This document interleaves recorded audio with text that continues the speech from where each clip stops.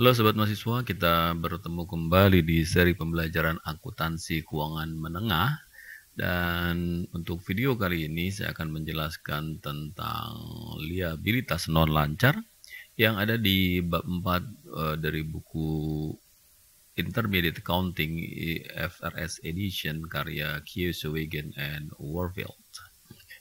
Beberapa istilah yang ada di dalam slide saya ini sudah disesuaikan dengan istilah-istilah yang digunakan di dalam PSAK. Ada 4 tema yang akan dibahas di dalam materi kita kali ini. Yang pertama adalah menjelaskan hakikat obligasi dan akuntansi untuk penerbitan obligasi. Yang kedua menjelaskan akuntansi utang atau WASL atau notes jangka panjang. Kemudian yang ketiga menjelaskan akuntansi penyelesaian liabilitas non lancar, dan yang keempat menjelaskan bagaimana menyajikan dan menganalisis liabilitas non lancar yang ada di laporan posisi keuangan atau neraca.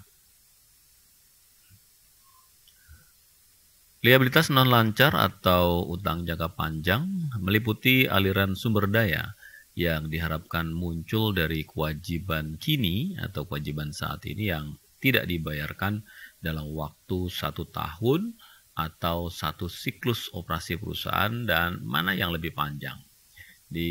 Karena di sini ada kata-kata tidak dapat dibayarkan dalam waktu 1 tahun, otomatis kita akan bisa menyimpulkan bahwa waktu yang dibutuhkan untuk pelunasannya lebih dari 1 tahun atau kita sebut dengan jangka panjang. Contohnya adalah hutang obligasi atau bonds payable, utang wesel jangka panjang long term notes payable, kemudian utang hipotek atau mortgage payable, utang pensiun, dana pensiun, pension liabilities, utang sewa atau lease liabilities. Utang jangka panjang memiliki beragam kesepakatan maupun batasan, dan semuanya bergantung dari bentuk dan jenis dari utang itu sendiri.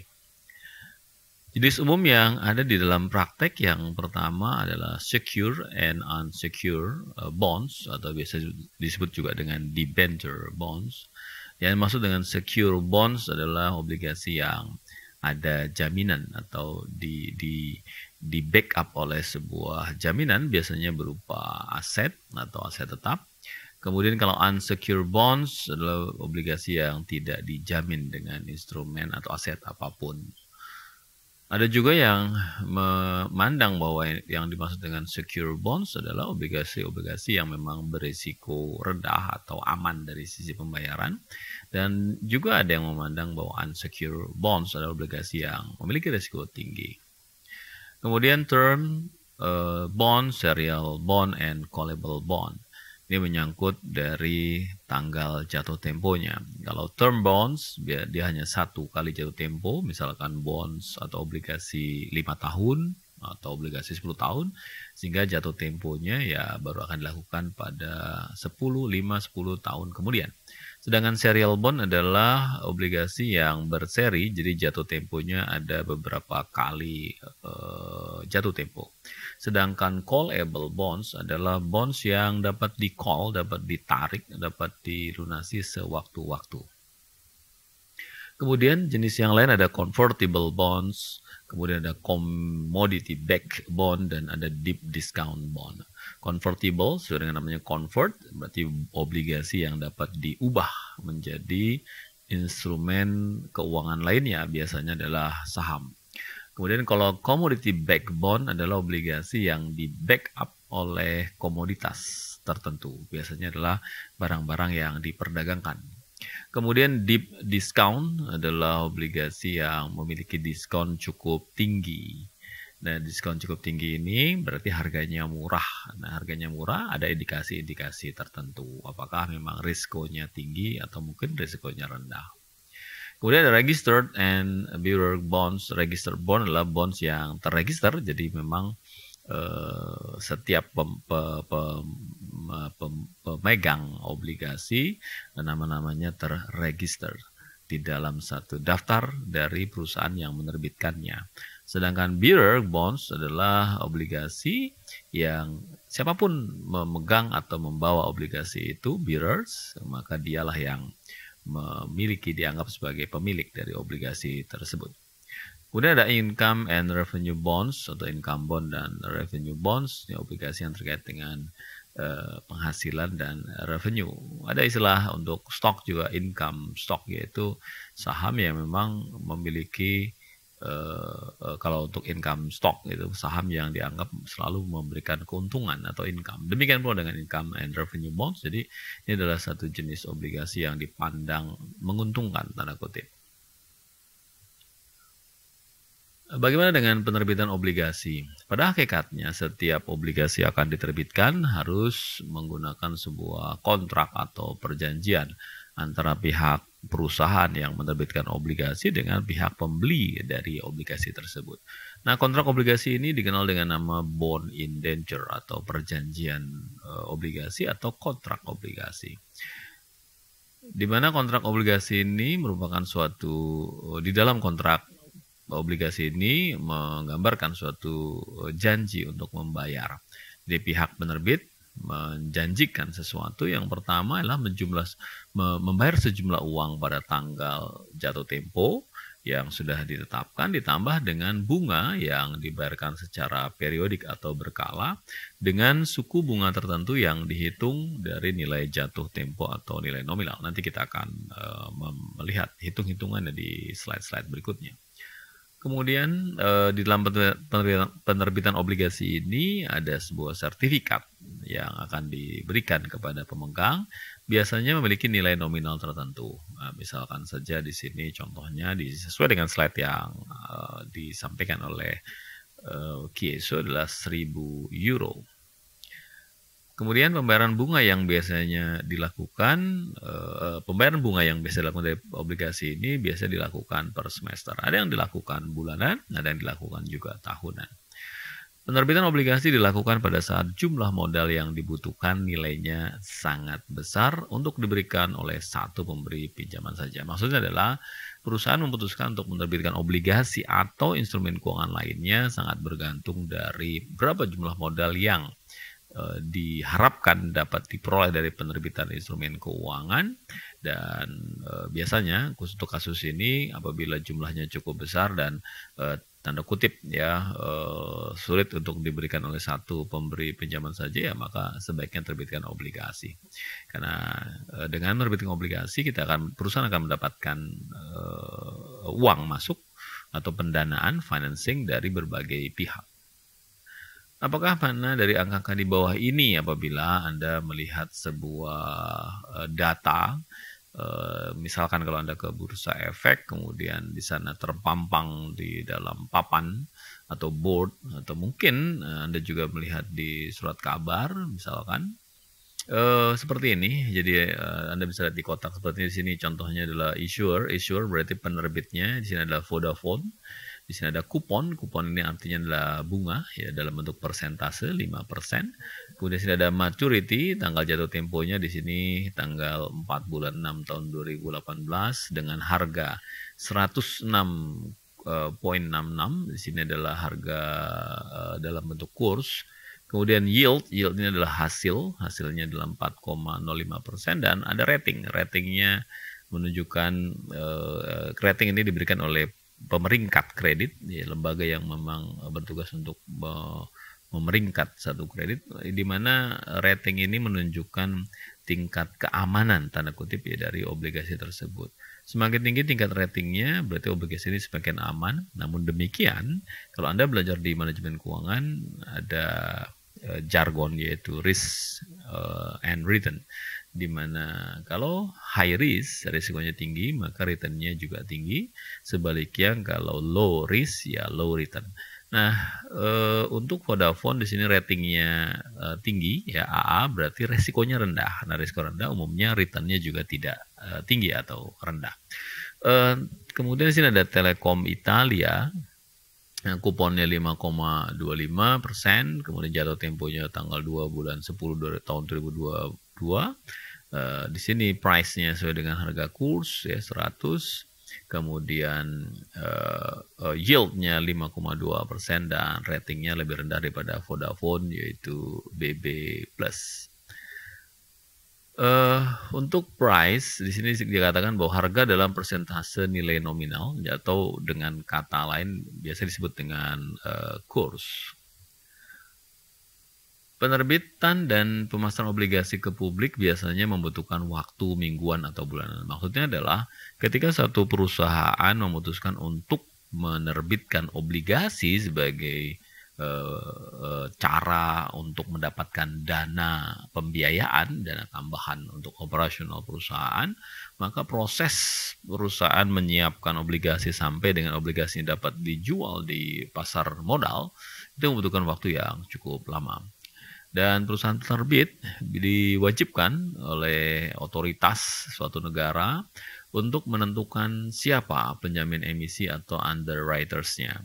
Kemudian mereka juga harus mendapatkan persetujuan resmi dari penerbit obligasi untuk menerbitkan obligasi dari otoritas keuangan. Kalau di Indonesia adalah otoritas jasa keuangan atau OJK. Dan kemudian mereka juga harus menjalani proses audit yang dilakukan oleh kantor akuntan publik ya, atau KAP yang ditunjuk oleh otoritas. Dan kemudian juga menerbitkan prospektus untuk memberikan informasi kepada masyarakat investor tentang dana yang diperoleh tadi akan digunakan untuk apa saja. Kemudian memiliki sertifikat yang printed atau tercetak. Nah, untuk hal-hal detail Anda bisa mempelajarinya di materi tentang manajemen keuangan. Harga jual pada penerbitan obligasi ditentukan oleh penawaran dan permintaan antara pembeli dan penjual atau kita sebut dengan tergantung pada mekanisme pasar atau harga pasar. Kita tahu di dalam teori ilmu ekonomi, pasar memang ditentukan oleh kurva permintaan dan kurva pembelian atau penawaran dan permintaan. Kemudian ada risiko relatif. Ini juga menentukan berapa harga jual dalam penerbitan obligasi, kemudian kondisi pasar, dan tentu saja kondisi ekonomi yang ada di satu negara atau bahkan kondisi ekonomi di dunia. Komunitas investasi menilai sebuah obligasi dengan nilai saat ini atau nilai kini atau present value dari nilai arus kas ekspektasi di masa depan yang terdiri dari bunga dan nilai pokok nominal. Nah, untuk hal ini nanti Anda harus mempelajari kembali atau ingat kembali ke materi tentang time value of money yang sudah diajarkan di chapter sebelumnya. Suku bunga yang ada atau yang terkait dengan obligasi, ada beberapa istilah yang dipakai, ada istilah stated rate, ada coupon rate, atau ada juga yang menyebutnya dengan nominal rate. Ya, pada prinsipnya sama ya, yaitu suku bunga yang tercantum. Ya, jadi suku bunga yang memang tercantum di dalam kontrak obligasi atau di sertifikat obligasi. Di mana penerbit obligasi menetapkan suku bunga ini sejak ketika mereka memutuskan untuk menerbitkan obligasi. Kemudian ditentukan dalam bentuk persentase dari nilai nominal, dan kita sudah paham ya hampir sebagian besar untuk menentukan rate atau suku bunga itu dalam bentuk persentase. Dan persentasenya ini per tahun ya. Jadi kalau misalkan suku bunganya 6%, maksudnya adalah 6% per tahun. Dan persentase ini nanti akan dihitung dari nilai nominal atau nilai par. Kemudian selain suku bunga yang tadi stated coupon dan nominal rate juga bisa ada lagi suku bunga yang terkait dengan obligasi yaitu market rate atau suku bunga pasar. Ada juga yang nyebutnya dengan effective yield ya atau effective interest rate. Jadi banyak istilah-istilah yang biasa dipakai. Suku bunga yang memberikan yaitu suku bunga yang memberikan pengembalian wajar yang sepadan dengan risiko penerbitan obligasi. Nah, nanti di dalam penetapan nilai obligasi yang harus dicantumkan di dalam laporan keuangan dalam bentuk jurnal, maka kedua jenis suku bunga ini akan diperbandingkan atau ditandingkan. Suku bunga yang sesungguhnya diperoleh pemegang obligasi. Jadi market rate ini adalah yang real rate yang benar-benar diperoleh. Apabila Anda mempelajari materi atau mata kuliah manajemen keuangan khusus terkait dengan obligasi juga akan dijelaskan lebih detail di sana. Bagaimanakah Anda menghitung jumlah bunga yang sesungguhnya dibayarkan kepada pemegang obligasi pada setiap periode? Ya, saya kira ini simpel ya penghitungannya. Jadi untuk menghitung berapa bunga yang akan dibayarkan kepada pemegang obligasi oleh penerbit obligasi, ya tinggal kalikan saja berapa rate yang tertera di dalam sertifikat dikalikan dengan nilai nominalnya, face value. Bagaimanakah Anda menghitung jumlah bunga yang sesungguhnya dicatat sebagai beban bunga oleh penerbit obligasi? Jadi ini adalah bunga yang akan dibayarkan kepada pemegang obligasi, sedangkan bunga yang dicatat akan menggunakan market rate. Itulah mengapa di dalam obligasi, akuntansi obligasi maksud saya, kita tetap membutuhkan dua jenis rate ini, yaitu stated rate atau kupon, ya, kemudian dengan market rate atau effective rate. Jadi dua suku bunga ini akan digunakan bersamaan, ya. Sekali lagi yang satu yaitu stated rate dipakai untuk menentukan berapa jumlah real yang dibayarkan bunganya, sedangkan market rate ini terkait dengan bunga yang akan dicatat di dalam pembukuan. Inilah pembandingan ya antara stated rate dengan market rate. Apabila misalkan di sini stated rate-nya adalah 8% dan market rate saat ini adalah 6%, maka kondisi seperti ini akan dinyatakan bahwa bonds tersebut dijual dengan premium. Premium artinya lebih tinggi ya. Jadi apabila nanti kita sudah mulai menghitung menggunakan time value of money untuk obligasi, untuk kasus yang pertama ini, maka hasil atau nilai obligasinya akan lebih tinggi dari nilai nominal. Dan apabila market interest rate-nya yang kedua ini lebih atau sama ya, sama besar dengan stated rate-nya, maka dia akan disebut dengan dijual pada nilai par, karena hasil perhitungan menggunakan time value of money-nya akan menghasilkan angka yang sama dengan nilai nominal. Sedangkan yang ketiga, apabila market rate-nya lebih besar daripada stated rate, maka nilai yang dihasilkan akan lebih rendah daripada nilai nominal, atau biasa disebut dengan dijual pada kondisi diskon atau dijual dengan diskon. Ada yang menyebutnya seperti itu. Mari kita lihat contoh ya. Santos menerbitkan obligasi sebesar 100.000 pada tanggal 1 Januari 2019, jatuh temponya 5 tahun, bunganya 9%, dibayarkan tahunan. Jadi secara periodik per tahun bunga akan dibayarkan kepada pemegang obligasi pada tiap tanggal 1 Januari. Nah, kalau ada tanggal 1 Januari, ingat, dengan asumsi bahwa perusahaan akan menyusun laporan keuangan per 31 Desember, maka di tanggal 31 Desember tahun berjalan harus ada pencatatan accrual atas bunga termasuk utang bunga. Pada tanggal penerbitan, suku bunga obligasi di pasar adalah 9%. Jadi Anda bisa bandingkan ya, di sini ada bunga kupon dibandingkan dengan bunga pasar sama, maka apabila Anda akan menghitung nilai obligasi menggunakan time value of money, hasilnya akan sama dengan nilai nominal yaitu 100. Mari kita lihat ya penghitungannya. Jadi Anda bisa lihat di sini adalah garis waktu yang sudah diajarkan di time value of money. Di kesempatan ini saya tidak menjelaskan tentang bagaimana menghitungnya, karena di sini ada penggunaan present value biasa atau basic present value, dan di sini ada yang bersifat anuitas. Apa itu anuitas? Apa itu present value biasa? Ya tanda kutip, silakan Anda cek di materi tentang time value of money. Maka apabila Anda hitung, ya hasilnya akan seperti ini. Jadi menggunakan present value, Anda bisa lihat di sini, ya di sini menggunakan tabel 62, ya, atau Anda bisa menggunakan rumus tertentu, atau Anda bisa menggunakan rumus yang sudah disediakan di, misalkan di Excel, ya, sedemikian rupa.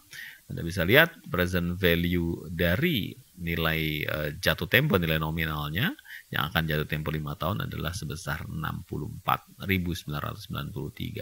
Sedangkan present value dari pembayaran bunga dalam bentuk anuitas ya, menggunakan tabel 64 ya. Apa itu tabel 62, apa itu tabel 64? Silakan Anda cek materi tentang time value of money. Hasilnya adalah 35.007.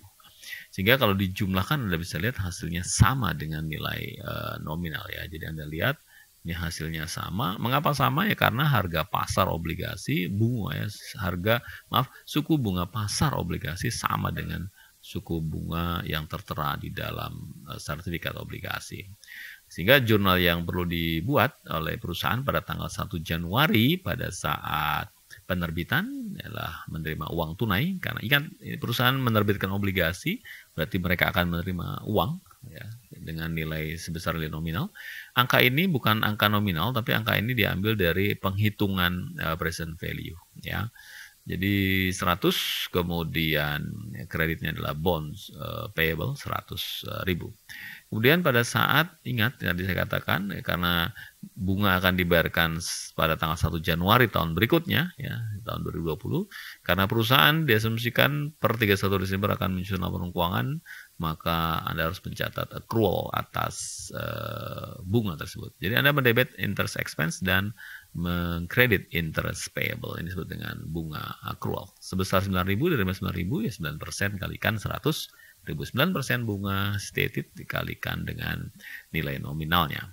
Dan nanti pada tanggal 1 Januari 2020, jadi keesokan harinya Anda tinggal mendebit interest payable-nya dan kemudian Anda membayar sejumlah uang sesuai dengan hitungan di sini, yaitu 9.000 kepada pemegang obligasi, membayar bunga. Mari kita lihat contoh yang lain. Sekarang asumsikan bahwa Santos menerbitkan obligasi yang nilai nominalnya sama, jatuh temponya juga sama, 5 tahun, bunganya 9%, ya stated value, stated rate-nya, dibayarkan tiap akhir tahun, ya sekarang ini akhir tahun ya, jadi bukan tanggal 1. Pada saat penerbitan, suku bunga pasarnya 11%. Nah, Anda bisa lihat, di sini 11, ya sementara stated-nya 9%, jadi bunganya lebih tinggi. Kalau bunga lebih tinggi gimana? Nanti nilai present value-nya akan lebih rendah. Ya, seperti apa? Mari kita lihat penghitungannya. Sekali lagi saya tidak akan jelaskan tentang bagaimana menghitung present value maupun present value anuitasnya. Ya, hasilnya langsung saja saya buka seperti ini. Jadi 100 dikalikan faktornya, ya faktor present value-nya, interest factor-nya adalah 59,345, dan kemudian yang bunga ini ya di present value anuitaskan dengan menggunakan interest factor 3,69 dan seterusnya, hasilnya 33, dan Anda bisa lihat harga jualnya lebih rendah. Jadi kalau kalau bunga pasarnya lebih tinggi akan menghasilkan harga yang lebih rendah. Jadi time value of money-nya akan menghasilkan harga yang lebih rendah daripada nilai nominal. Jadi Anda bisa bandingkan seperti ini ya. Dan jurnalnya sama seperti tadi. Ingat, jurnal pada saat penerbitan adalah jurnal yang menggambarkan jumlah uang yang Anda terima. Berapa jumlah uang yang terima? Ya sesuai dengan penghitungan time value of money ini, karena ini adalah harga pasarnya. Maka debitnya cash sebesar 92.608, kreditnya bonds payable 92.608. Dan kemudian pertanyaan adalah, Pak, bondsnya kan sertifikatnya senilai nominalnya senilai 100, lantas seperti apa? Maka nanti Anda harus melakukan amortisasi. Jadi selisih nilai nominal yang 100.000 yang tertera di dalam sertifikat dengan 92 yang di bawah ini, selisih ini nanti akan ada amortisasi atas premium. Ya di sini ya, diskon, karena di sini jual dengan diskon, maka harus ada amortisasi diskon. Dan per 31 Desember, kalau contoh sebelumnya pembayaran bunganya di tanggal 1 Januari tahun berikutnya, sementara di contoh ini pembayaran bunganya dilakukan di sini accrual ya, maaf accrual ya. Oh tidak. Ya jadi maaf, ini catat bunga accrual ini salah saya kira ya. Maaf saya ralat di sana ya, catat pembayaran bunga ya, karena tadi contohnya berubah di mana pembayaran bunganya dilakukan per 31 Desember. Ya, sehingga Anda bisa lihat di sini langsung mengkredit kas, tidak mengkredit interest payable ya. Kemudian di sini Anda bisa lihat ya. Jadi cash yang dibayarkan adalah sebesar nilai nominal bunga, tanda kutip ya. Nilai nominal bunga itu adalah berapa besar persentase bunga yang tercatat di dalam sertifikat obligasi dikalikan nilai nominal, yaitu 9% kalikan 100.000. Sedangkan interest expense-nya, maaf ya tadi saya lupa menjelaskan, interest expense-nya itu adalah nilai obligasi. Jadi yang 92 ini kita sebut dengan nilai atau bond value, ya, nilai obligasi dikalikan dengan tingkat suku bunga pasar, yaitu 11%. Nah, Anda bisa lihat di sini ada perbedaan, ya, 10.187 dengan 9.000. Nah, selisihnya ini yang tadi saya sebut dengan amortisasi. Ya, jadi di sini Anda bisa lihat akan mengkredit bond. Mengapa mengkredit bonds? Anda bisa lihat di sini bonds memiliki saldo normal kredit. Di mana 92 ini saya katakan tadi bahwa 92 ini nantinya pada akhir jatuh tempo dia harus mencapai angka 100, ya. Jadi harus mencapai angka 100. Untuk itu ya pasti harus ada penambahan. Jadi 1187 ini akan menambah 92608. Logikanya seperti itu. Makanya kemudian selisihnya akan dicatat ke dalam bonds payable. Di materi tentang intermediate accounting yang lalu, yang buku-buku teks yang lama, kalau Anda misalkan membacanya, di sana masih memunculkan akun discount. Ya, jadi di sini ada muncul akun discount. Nah, tetapi untuk berbasis IFRS, akun discount untuk bonds payable tidak dimunculkan, ya.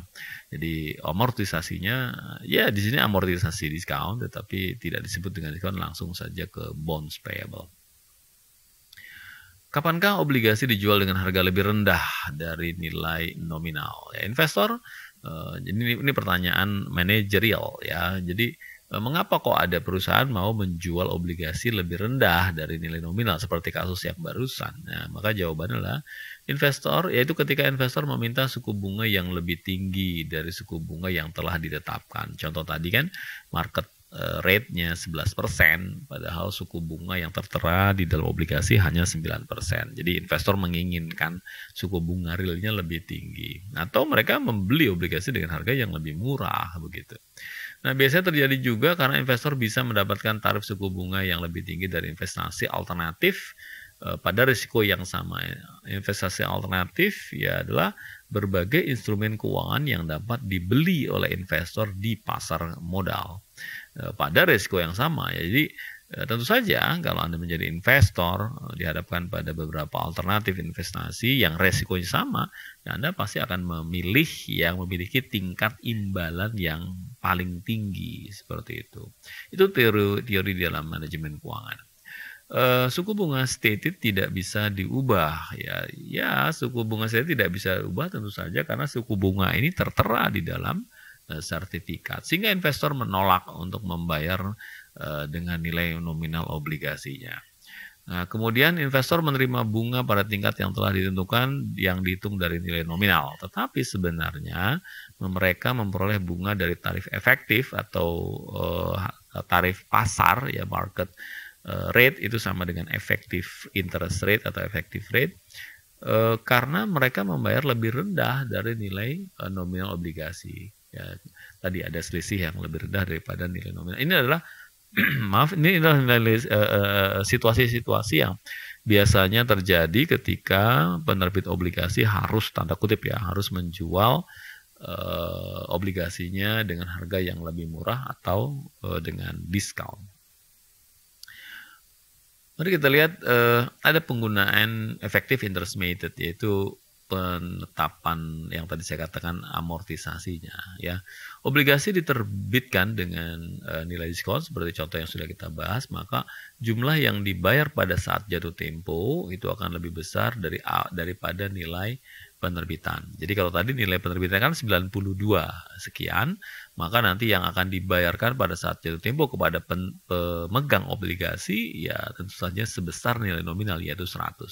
Jadi bayangkan begini, cara membayangkan. Kalau Anda investor, Anda beli obligasi itu hanya dengan harga 92.000 sekian. Namun pada saat jatuh tempo 5 tahun yang akan datang, ya Anda akan dibayar sebesar nilai nominal, yaitu Rp100.000. Obligasi yang diterbitkan pada nilai premium, nah ini kebalikan dari nilai diskon. Jadi kalau nilai diskon Anda membayar lebih rendah, kalau nilai premium Anda membayar lebih tinggi. Nah, pembayaran lebih tinggi ini biasanya ketika tingkat suku bunganya lebih rendah daripada tingkat suku bunga yang tertera di dalam obligasi. Di sini disebutkan perusahaan membayar lebih rendah ya pada saat jatuh tempo dibandingkan dengan harga saat penerbitan. Penyesuaian terhadap biaya perolehan atau cost dicatat sebagai bond interest expense atau ada yang disebut juga dengan interest expense saja selama masa obligasi melalui proses yang disebut dengan amortisasi. Tadi sudah saya sampaikan ya. Jadi penyesuaian itu maksudnya kayak tadi. Misalkan obligasinya dijual dengan harga 9.000 sekian ya. Maka pada akhir periode saldo dari bonds payable nih ya harus menuju ke angka 100. Dilakukan secara bertahap, nanti kita menggunakan ini metode effective interest atau effective interest method.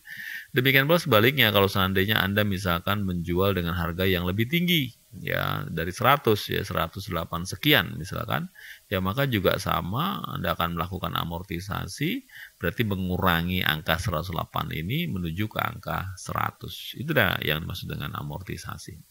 Nah, prosedur yang diperlukan untuk melakukan amortisasi ini yang digunakan adalah effective interest method. Sebenarnya ada dua metode ya, selain effective interest method juga ada metode yang sifatnya flat, ya, jadi rata. Untuk efektif itu tidak rata.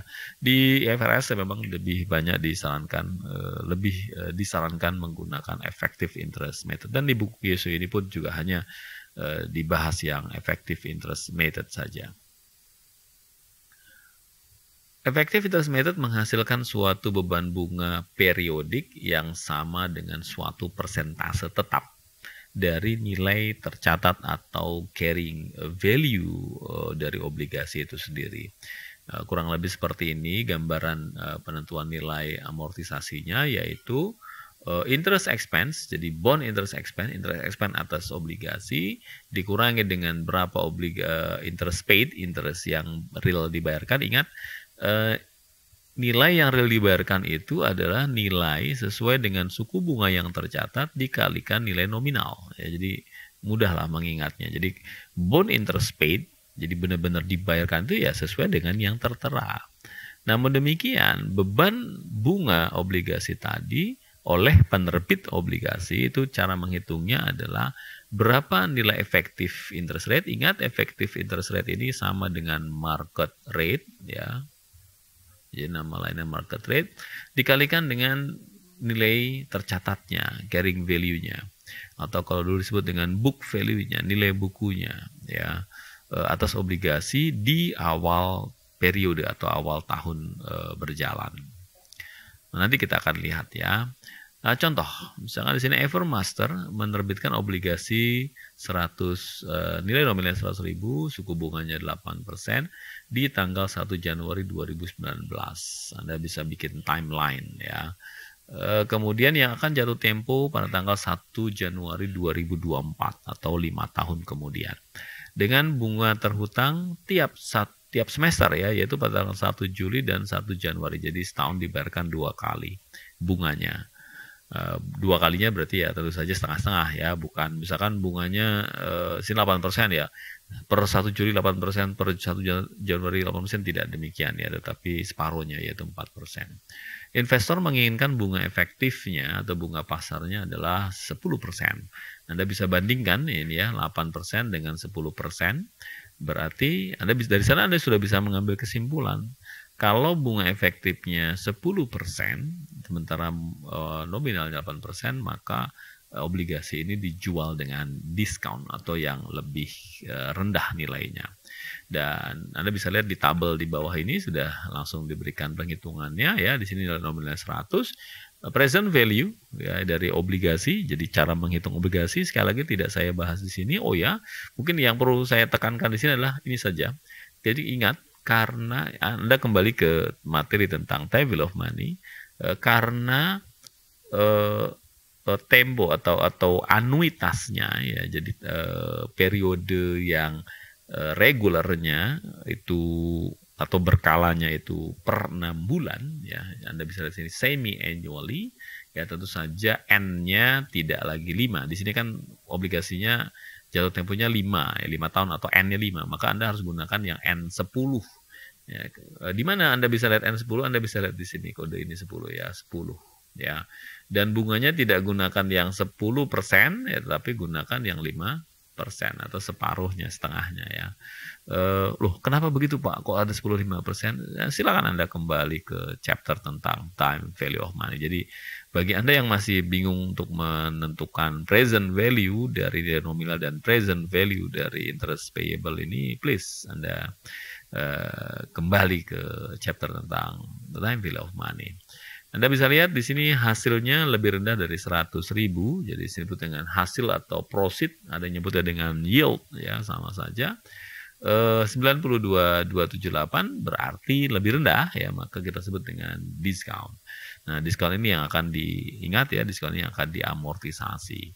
Dari 92 nanti akan diamortisasi bertahap ya, sejumlah 7.722 agar di akhir periode jatuh tempo nilainya menjadi 100, nilai obligasinya menjadi 100.000. Dan ini untuk membantu ya, alat bantu kalau Anda ingin menghitung berapa amortisasi, berapa bunga yang dicatat pada tanggal tertentu pada saat pembayaran bunga dan berapa amortisasinya, ya paling mudah adalah Anda menggunakan tabel seperti ini. Maaf, saya ulangi. Jadi ini adalah tabel present value ya, yang single sum atau yang reguler. Ini untuk menegaskan ya, jadi bahwa Anda bisa juga menggunakan model tabel ini untuk menghitung yang tadi saya katakan, yang menghitung present value dan present value nilai nominal dan present value dari bunganya ya. Ini contoh untuk tabel 62, dan juga Anda bisa menggunakan yang tabel 64 ya untuk yang bunga ya. Oke, ini kurang lebih lah ya, kalau Anda menggunakan tabel. Tapi saya kira Anda bisa juga tidak menggunakan tabel, karena kelemahan tabel itu bunganya biasanya sudah fix seperti ini. Sehingga kalau ada obligasi bunganya misalkan tidak bulat angkanya, ya Anda tidak bisa gunakan tabel. Termasuk periodenya, misalkan melebihi angka yang di tabel, Anda nggak bisa pakai ya, gunakan kalkulator, gunakan rumus-rumus yang sudah dipelajari di time value of money. Ya. Oke, ini tabel 64 untuk menghitung bunganya ya. Jadi ini adalah anuitas ya. Kalau tadi adalah single sum atau ordinary, sementara ini adalah anuitas ya. Tidak saya bahas detail, silakan Anda kembali ke time value of money. Nah, ini yang tadi saya katakan ya. Jadi untuk memudahkan menentukan amortisasi dari diskon dengan menggunakan effective interest method, maka akan lebih baik Anda menggunakan tabel seperti ini. Jadi ini akan membantu. Ini sebenarnya tabel ini hanya alat bantu saja. Anda tidak menggunakan tabel kalau Anda memang sudah mahir menghitung, dipersilahkan. Tapi saran saya, karena Anda masih dalam proses belajar, sebaiknya Anda gunakan saja tabel seperti ini. Ya, Anda bisa hafalkan bentuk tabelnya, atau Anda bisa mendesain tabel sendiri yang menurut Anda lebih paham dengan tabel itu. Nah, di buku kita di sini ada tanggal, ya, ada kolom tanggal, ada kolom kas yang dibayarkan. Kas yang dibayarkan berarti sebesar jumlah bunga yang real dibayarkan pada saat tanggal jatuh tempo. Maka Anda bisa lihat di sini angkanya sama, flat, ya. Kemudian interest expense. Nah, interest expense ini adalah bunga yang memang harus dicatat tiap periode pembayaran bunga oleh penerbit, oleh perusahaan penerbit. Dan angkanya Anda bisa lihat berbeda-beda ya. Kalau dijual dengan diskon, ya, maka Anda lihat di sini angkanya akan semakin meningkat. Ya, Anda bisa lihat di sini 4614, di bawah 4952. Jadi akan semakin meningkat, dan totalnya di sini adalah 47 sekian. Kemudian yang sebelah kanan kolom berikutnya adalah diskon atau amortisasi diskon, maaf. Nah, amortisasi diskon ini mudah ya. Tinggal kalau ini adalah misalkan kolom A, ini kolom B begitu ya, maka diskon ini adalah A dikurang B ya, kolom A dikurang kolom B sini, atau kolom B dikurang kolom A supaya positif ya. Jadi 461 dikurangi 4000 gitu ya, dan seterusnya 4645 dengan 4000, dari sana hasilnya adalah ke sini ya, begitu seterusnya sampai di bagian bawah. Kemudian di paling kanan di sini ada nilai tercatat ya, atau carrying amount of bonds, dimulai dari angka 92 yaitu sesuai dengan nilai obligasi pada saat penerbitan, dan Anda bisa lihat terus ke bawah di 5 tahun pada saat jatuh tempo ya, nilainya ke nilai nominal. Itu konsep berpikir kalau Anda menggunakan tabel untuk mengamortisasi diskon obligasi atau bond diskon. Untuk penghitungannya bagaimana? Di bawah sudah dijelaskan ya. Yang 4.000 tadi ini adalah yang real, ya. Ini 4.000 ini real. Sedangkan yang 4614 yang paling atas di sini Anda bisa lihat di sini adalah nilai. Ingat ya, di sini ada rumus yang di depan, jadi slide-slide sebelumnya tadi sudah disebutkan ya. Anda bisa kembali ke beberapa slide di depan tadi. Jadi berapa nilai carrying amount awal bulan? Ya, ingat ya, carrying amount awal bulan. Karena kita sedang menentukan diskon di sini ya, Anda bisa lihat yang 7 bulan 1 gitu ya. Maka Anda lihat awal bulan ya. Jadi untuk menghitung diskon dan ke carrying amount, jadi yang Anda lihat adalah yang di sini. Ya, awal bulannya adalah 92,278. Kalikan tingkat suku bunga pasarnya atau effective interest rate-nya 10%. Nah, karena semi annual ya, per semester ya Anda kalikan 6/12 atau setengah ya. Nah, maka hasilnya adalah 4614 di sini. Nah, kemudian tadi saya katakan kalau 614 dari mana? Tadi ya, kolom B dikurang kolom A. Sedangkan 928 ini ya tinggal ditambahkan ya, ini 92278 ditambah dengan 614 hasilnya adalah 92892. Begitu seterusnya untuk tanggal-tanggal yang lain. Silakan Anda pelajari lebih detail. Saran saya, bikinlah menggunakan Excel, lihat tabel ini, tapi jangan langsung Anda salin angkanya begitu saja. Anda bisa menggunakan rumus-rumus, sehingga Anda bisa memastikan apa yang jadi pemahaman Anda tuangkan di dalam Excel, dan kemudian Anda cek. Jadi slide ini bisa Anda gunakan sebagai cek apakah Excel yang Anda buat itu sama tanda kutip ya, sama persis dengan yang ada di tabel ini atau tidak. Ya, itu akan lebih baik ya dalam proses belajar. Saya kira Anda sudah bisa menggunakan Excel ya, atau ingin menggunakan kalkulator ya silakan saja.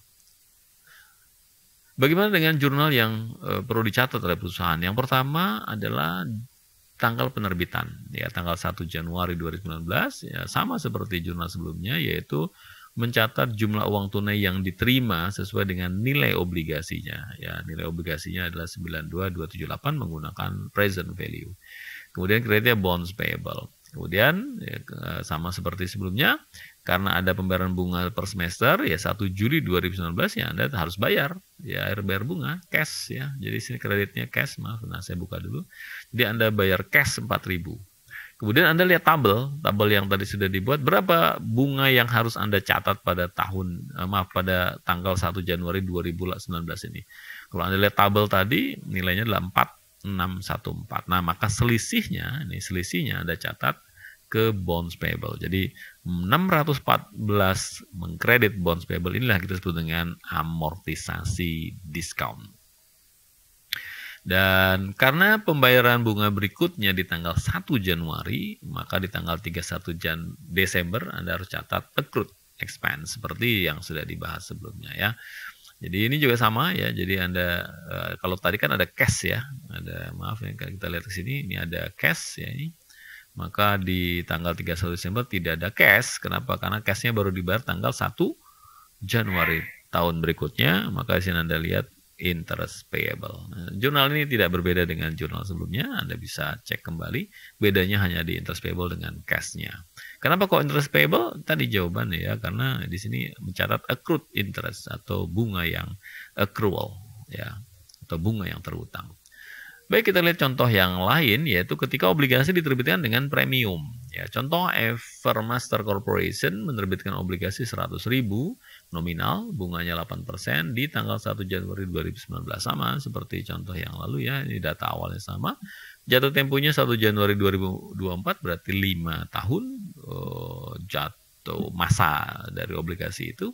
Dengan bunga terutang tiap tanggal 1 Juli 1 Januari masih sama dengan contoh sebelumnya. Nah, bedanya di sini. Investor menginginkan effective interest rate-nya 6%. Kalau tadi sebelumnya berapa? 11%. Ya, di sini 6%. Atau lebih rendah dari, Anda bisa di sini, nilai nominalnya. Karena lebih rendah, maka kalau Anda menghitung bond value, nilai obligasi menggunakan present value, hasilnya pasti di atas nilai nominal ini ya. Pasti di atas. Karena itu rumusnya begitu.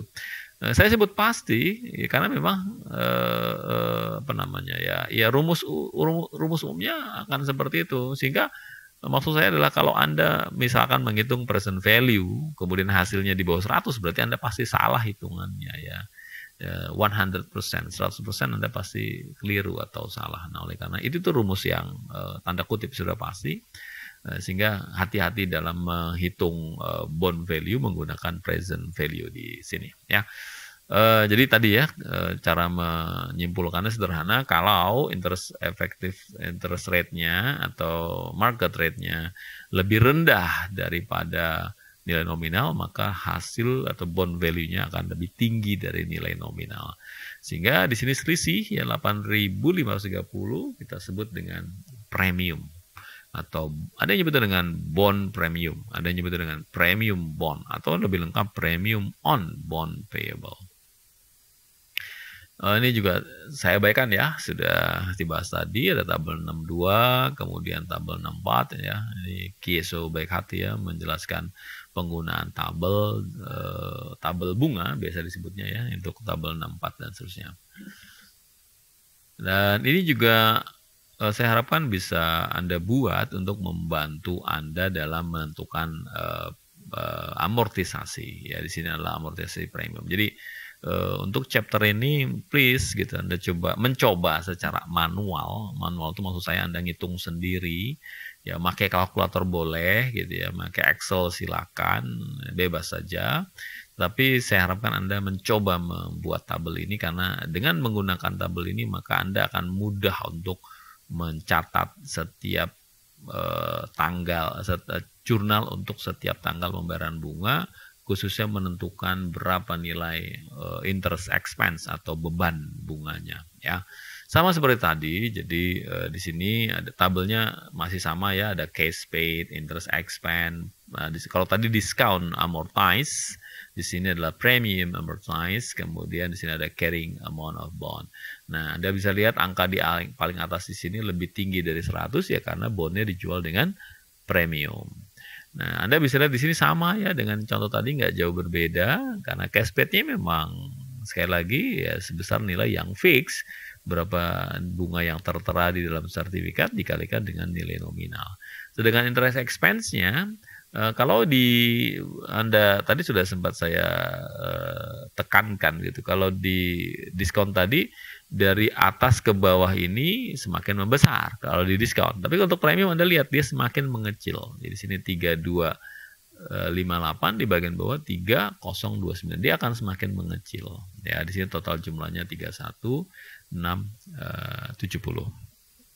Nah, kemudian premium amortisasi sama ya saya kira, jadi tidak berbeda. Di sini B dikurang A hasilnya adalah 74.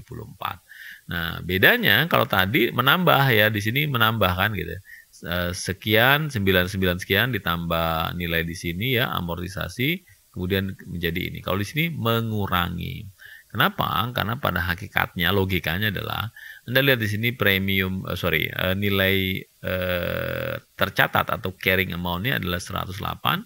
Dan kita harus bawa kita amortisasikan dia menjadi angka 100 sesuai dengan nilai nominal. Berarti amortisasi ini akan mengurangi carrying amount setiap awal periode. Ya, jadi ini kebalikan dari diskon. Jurnalnya saya kira sama ya. Jadi di sini berapa jumlah uang tunai yang diterima pada saat penerbitan obligasi? Ya, jawabannya adalah 108.530. Dari mana? Dari penghitungan present value. Kemudian juga mencatat jurnal pembayaran pertama bunga di tanggal 1 Juli 2019 ya, interest expense, Anda lihat tabel ya. Nah, ini diberikan penggalan tabelnya, kemudian Anda catat bonds payable, jadi amortisasinya sekarang di sisi debit ya. Kalau tadi untuk diskon kan bonds payable-nya ada di sisi kredit ya dalam penjurnalan, di sini di sisi debit. Mengapa debit? Karena mengurangi nilai obligasi atau nilai tercatat dari obligasi itu. Kemudian cashnya 4.000 ya.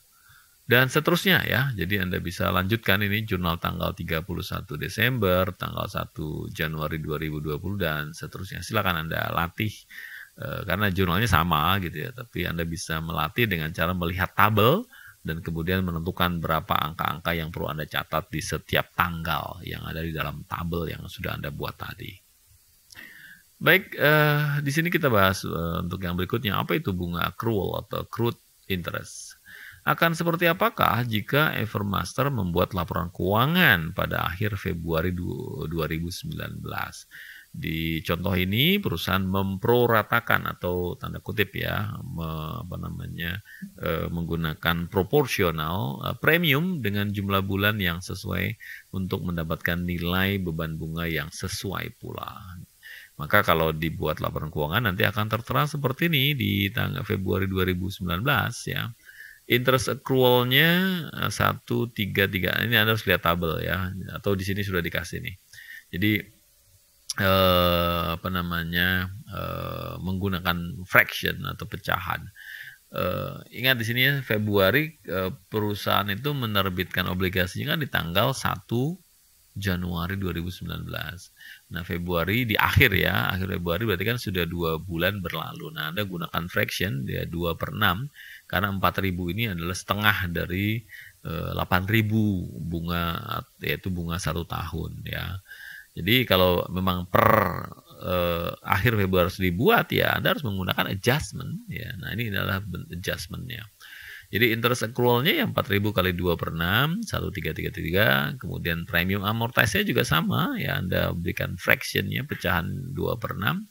Kalau Anda lihat di tabel nilainya 744 kalikan 2/6, maka dia akan mengurangi sebesar 248, atau dengan kata lain interest expense Januari sampai Februari atau 2 bulan adalah sebesar 1.085,33. Ini dengan asumsi kalau akhir Februari 2019 perusahaan diminta untuk menyusun laporan keuangan. Ingat ya, di pengantar akuntansi dan juga di akuntansi keuangan menengah di bagian awal selalu dinyatakan setiap kali perusahaan akan menyusun laporan keuangan, maka pada saat itu perusahaan harus melakukan adjustment, penyesuaian sesuai dengan kondisi pada tanggal penyusunan laporan keuangan. Jadi adjustment, penyesuaian tidak hanya dilakukan per 31 Desember ya, tapi juga bisa dilakukan kapan saja ya ketika perusahaan akan menyusun laporan keuangan. Kemudian ini tadi yang sama ya, maka kalau mau dicatat, seandainya ini perlu dicatat ya jurnalnya seperti ini ya. Interest expense 1085, kemudian ini adalah diskon premiumnya 248 dan mencatat interest payable. Kenapa payable? Ya karena belum saatnya dibayarkan. Kapan saat dibayarkan? Kalau Anda cek di soal ya nanti tanggal 1 Juli 2019 tahun berjalan ya. Jadi ini adalah yang disebut dengan adjustment ya. Jadi jurnal penyesuaian karena Anda ingin menyusun laporan keuangan per akhir Februari. Pak, bagaimana kalau di Februari ini kita nggak menyusun laporan keuangan? Ya jurnal ini nggak perlu dibuat. Ya buat saja nanti seperti yang sebelumnya ya, di tanggal 1 Juli, kemudian di tanggal 31 Desember, begitu seterusnya ya. Obligasi diterbitkan di antara tanggal bunga. Investor akan membayar bunga accrual kepada penerbit obligasi dari waktu pembayaran terakhir hingga tanggal penerbitan obligasi. Nah, ini kalau ya. Jadi gini. Ini kasus khusus ya. Bagaimana kalau perusahaan menjual obligasi di mana jualnya tidak di tanggal penerbitan? Itu maksudnya ya. Ya, jadi misalkan contoh ya, tadi kan tanggal penerbitannya tanggal 1 bulan 1 tahun 2019 misalkan ya. Kemudian pembayaran, kalau Anda lihat timeline-nya, pembayaran bunganya dilakukan 2 kali, yaitu 1 Juli gitu ya, dan nanti 1 bulan 1 tahun berikutnya. Nah, maksud dari kasus yang ada di sini adalah bagaimana kalau perusahaan menjual obligasinya di sini misalkan, yaitu di antara tanggal bunga. Jadi asumsikan ini adalah tanggal, ini memang di sini belum bunga gitu ya, karena ini penerbitan pertama, tapi ini disebut dengan tanggal di antara tanggal bunga ya. Jadi ada waktu yang terlewat di sini, dijualnya di sini. Kalau seperti itu gimana? Maka ada yang harus dilakukan ya, di mana investor akan membayar bunga accrual kepada penerbit bunga dari waktu penerbitan hingga tanggal penerbitan. Jadi maksudnya yang di sini nih ya, kalau waktu yang sudah terlewat ini itu harus dibayar oleh investor karena waktu tersebut ya. Jadi ini sini ya, pada waktu itu atau waktu yang sudah lewat tadi, waktu terkait dengan bunga tentu saja itu bunganya menjadi milik penerbit obligasi. Pada tanggal pembayaran bunga semesteran berikutnya, investor obligasi akan menerima pembayaran bunga 6 bulan purnama. Maksudnya yang ini. Jadi di sini dihitung ya. Jadi harusnya di sini kalau perusahaan menjualnya di tanggal 1 Januari gitu ya. Kemudian bunganya di 1 Juli, maka seperti contoh yang sebelumnya, pembeli obligasi itu akan mendapatkan bunga 6 bulan penuh. Tapi kalau misalkan obligasi diterbitkan di antara tanggal bunga, sebut saja ini misalkan 2 bulan, ini 4 bulan. Maka ya di pembayaran bunga pertama mereka hanya menerima 4 bulan dari 6 bulan yang seharusnya. Sedangkan di bulan berikutnya ya dia full mendapatkan bunga 6 bulan. Itu maksud dari kalimat yang kedua ini. Contoh, misalkan pada tanggal 1 Mei 2019 Evermaster menerbitkan obligasi 5 tahun tertanggal 1 Januari. Maksudnya obligasinya tertera bahwa obligasi ini mulai berlaku 1 Januari 2019. Ya, tapi dijualnya di bulan Mei. Maka kalau Anda lihat timeline, Anda bikin timeline seperti ini tanggal 1 bulan 1, kemudian di sini jatuh tempo bunga pertama adalah di sini bunganya mudah-mudahan masih sama ya. Di sini bunganya kayaknya per tahun ya. Jadi kalau misalkan bunga per tahun di sini anggaplah di sini 1 Mei ya, 1 bulan 5. Ya maka di sini ada waktu yang sudah lewat ya. Ini miliknya penerbit. Jadi bunga yang di sinilah bunganya penerbit. Nah, sisanya yang di sinilah bunga milik pembeli obligasi. Kita lanjutkan ini tadi ya, tanggal 1 Januari 2019 pada harga nilai nominal. Maksudnya pada harga nominal itu artinya tidak ada diskon, tidak ada premium ya. Jadi suku bunga pasar sama dengan suku bunga yang tercatat di dalam obligasi. Maka Evermaster mencatat penerbitan obligasi yang dilakukan di antara tanggal bunga sebagai berikut. Anda bisa lihat di sini tanggal 1 bulan 1 sampai dengan 1 bulan 5 ini kan 4 bulan. Ya, 4 bulan. Maka di sini nanti Anda mengalikannya dengan 4 bulan. Oh, di sini dicontohkan karena di sini 12 ya. Berarti ini bunganya dibayarkan pada akhir tahun. Ya. Seperti itu, berarti 100.000 dikalikan 0,8 dikalikan 4/12 atau sama dengan 2.667. Ya, itu bunganya. Maka jurnalnya adalah cashnya 100.000.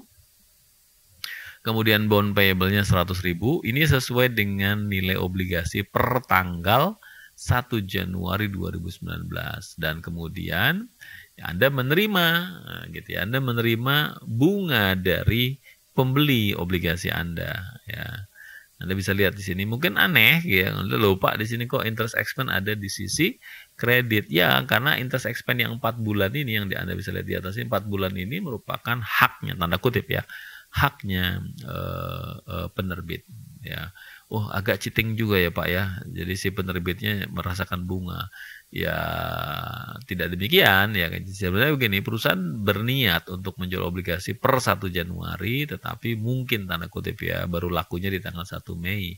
Maka waktu yang sudah lewat tadi, bunga ya atas waktu yang sudah lewat tadi itu miliknya penerbit, mau tidak mau seperti itu. Jadi Anda bisa melihat dari jurnal ini menggambarkan bahwa pembeli obligasi membayar bunga ya kepada penerbit sebesar 2667, hitungannya ada di sini ya. Nah, maka nanti pada saat pada saat pembayaran bunga ya Anda akan mendebit interest expense sebesar nilai total ya. Nah, kalau di sini 12 bulan ya 12 bulan. Pada tanggal 1 Juli 2019, 2 bulan sejak tanggal pembelian, Evermaster membayar bunga. Oh, ini 6 bulanan ternyata bunganya ya. Bayar bunga 6 bulan kepada investor. Ya, maka Anda tetap akan catat seperti ini. Interest expense-nya 4.000 ya. Jadi 4.000 itu berapa? 6 bulan maksudnya. Di sini setengah ya. Setengah itu 6/12. Jadi Anda tetap catat interest expense 4.000. Kenapa? Karena yang sebelumnya Anda sudah catat tuh. Interest expense sebesar 2.667 ya. Kemudian cash-nya sebesar 4.000. Jadi langsung aja sesuai dengan bunga yang harus dibayarkan. Dan kalau Anda lihat buku besar interest expense akan tergambar seperti yang ada di kotak ini ya. Tanggal 5 bulan 1 bunganya interest expense-nya 2.667. Kemudian di tanggal 7 bulan 1 sebesar 4.000 ya, sehingga balance-nya saldonya adalah 1333. Ini adalah yang 2667 tadi adalah accrued interest received, dan yang B ini adalah yang dibayarkan sesuai dengan tanggal ini ya, 1 Juli. Maaf, ini 1 Juli ya. Yang ini 1 bulan Mei. Kita lihat contoh yang lain. Bagaimana kalau obligasinya diterbitkan dengan diskon atau premium, tetapi pembayaran atau pembelian obligasi itu sama seperti tadi, di antara tanggal bunga disebutnya. Mari kita lihat contohnya. Misalkan ada obligasi bunganya 8% milik Evermaster diterbitkan pada tanggal 1 Mei 2019 dengan hasil atau yield 6%. Nah, Anda ingat ya, bandingkan nih. 6% berarti apa? Dijual dengan harga yang lebih tinggi atau premium. Obligasi diterbitkan dengan harga premium gitu ya. Harganya di atas 100, maka Evermaster mencatat penerbitan obligasi di antara tanggal bunga sebagai berikut. Ingat ya, obligasinya tetap per 1 Januari. Tanggal obligasi, penerbitan obligasinya, tapi baru terjual 1 Mei. Jadi kalau tadi kan pada nilai nominal ya, sekarang pada contohnya adalah untuk nilai premium. Maka cashnya seperti ini. Jadi hitungannya sama ya. Jadi Anda akan coba Anda buat hitungan lagi. Nanti harganya akan muncul seperti ini. Ini yang 18 tadi. Cash, ingat ini pakai present value faktor. Ada present value atas pokok atau nilai nominal obligasi, dan present value anuitas atas bunga. Nah, Anda coba-coba lagi hitungannya, maka hasilnya cash 108.039, bond payable sekian. Nah, jangan lupa ada bunga yang harus diterima oleh penerbit obligasi, namun juga termasuk amortisasi atas premium di sini ya. Jadi Anda akan menerima bunga sama seperti sebelumnya 2667. Kalau Anda lihat hitungan ini sama ya. Ini kenapa? Karena rumusnya ini sama ya, sama seperti ini. Nah, kemudian interest expense-nya juga 2667. Loh, Pak, kok nggak ada amortisasi atas apa tadi premiumnya? Ya, belum dilakukan di sini ternyata ya. Ini karena Anda kenapa kalau ditanya kenapa kok belum diamortisasi? Ya karena memang Anda yang menjualnya lewat dari tanggal penerbitan, dan di sini mencatat hak Anda atas uang tunai yang diterima ya. Sementara amortisasi itu ketika Anda sudah bayar bunga real ya. Itu penjelasannya. Selanjutnya Evermaster menetapkan beban bunga terhitung sejak tanggal penjualan yaitu 1 Mei 2019 dan bukan sejak tanggal 1 Januari 2019 ya. Nah, cara ngitungnya seperti ini. Jadi carrying sama ya dengan tabel-tabel seperti yang sebelumnya. Sebenarnya berapa carrying value of bonds-nya? Di sana 108.039. Kemudian effective interest rate-nya berapa? 6% ya, 6% dikalikan 2/12 ya, karena memang dari 1 Mei ke 1 Juli kan, Mei, Juni ya, jadi Juni akhir berarti 2 bulan, berarti 2/12 ya, maka atau sama dengan 1% ya, maka interest expense for 2 months-nya adalah 1.080 ya. Nah, kemudian Anda juga perlu menghitung premiumnya ya, jadi amortisasi atas premiumnya. Kas yang dibayarkan, jadi ini Anda harus bikin hitungan yang agak jelimet sedikit ya. Jadi Anda hitung dulu berapa kas interest paid, berapa kas yang sudah dibayarkan untuk tanggal berapa kas yang ya sudah dibayarkan untuk tanggal 1 Juli. Di sini tahunnya 2015, ini maksudnya 2019 ini ya. Ini juga 2019 karena contoh sebelumnya 2019. 100 kali 100.000 kalikan 8% kalikan 6/12 karena memang bunga yang real dibayar ke 4.000. Dari 4.000 ini yang menjadi hak Anda sebagai penerbit, ya ini cash interest receive itu hak Anda sampai dengan tanggal 1 Mei ya. Di sini ini maaf nih angka ini keliru. Jadi 1 Mei 2019 adalah 2667. Berarti net cash paid. Jadi jumlah kas bersih yang sebenarnya Anda bayarkan untuk tanggal 1 Juli 2019 tadi adalah hanya 1.333. Sedangkan bond interest expense, ya kalau Anda gunakan tabel atau penghitungan sebelumnya tadi, at the effective rate, ya, jadi Anda menggunakan rumus yang sama, yaitu nilai carrying value atau nilai tercatat dikalikan dengan effective rate-nya untuk 2 bulan adalah 108. Nah, maka selisih inilah yang akan Anda catat sebagai premium per tanggal 1 Juli 2019 ya. Nah, selanjutnya Evermaster membuat jurnal berikut ini pada tanggal 1 Juli 2019 untuk mencatat pembayaran bunga dan amortisasi premium seperti yang saya jelaskan tadi. Interest expense-nya 4.000, cash-nya 4.000. Kemudian bonds payable 253 sesuai dengan ini ya. 253 itu ini ya. Ya, jadi bonds payable ini adalah amortisasi premium dan kemudian interest expense sebesar 253. Kenapa Pak kok interest expense? Ya karena Anda sudah catat interest expense sebelumnya gitu ya. Atau kalau Anda mau, kalau Anda sudah mahir ini bisa digabung. Ya jurnal ini bisa digabungkan. Jadi mendebet interest expense sebesar 3.747 begitu, cash-nya 4.000 dan bonds cash kredit 4.000 dan bonds payable di debit 253. Jadi kalau Anda mau gabung dua jurnal ini juga dipersilahkan. Di sini dibuat terpisah untuk memberikan penjelasan secara lebih detail.